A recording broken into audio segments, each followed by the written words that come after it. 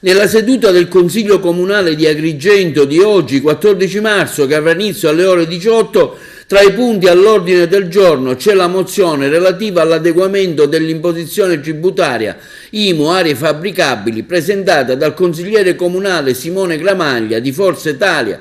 Il tema in questione vedrà interessati i consiglieri comunali eletti a Palazzo dei Giganti e riguarda gli abitanti di San Leone, che negli anni si sono visti recapitare salatissime cartelle esattoriali sulla edificabilità dei terreni, cosa invece impossibile per via delle tante autorizzazioni mancanti e dello stesso PRG. Nelle zone non si può edificare, nonostante ciò le cartelle arrivano e salate. Diversi sono stati gli incontri che gli abitanti della zona sanleonina hanno avuto sia con il sindaco Miccichè, con i tecnici vari e ultimamente anche con il consigliere comunale di Forza Italia Gramaglia, che ha accolto le istanze nel corso di un incontro che si è svolto recentemente, le ha fatte sue proponendole ai colleghi consiglieri comunali da parte degli abitanti, nella speranza che oggi in sede di consiglio comunale la vicenda si possa risolvere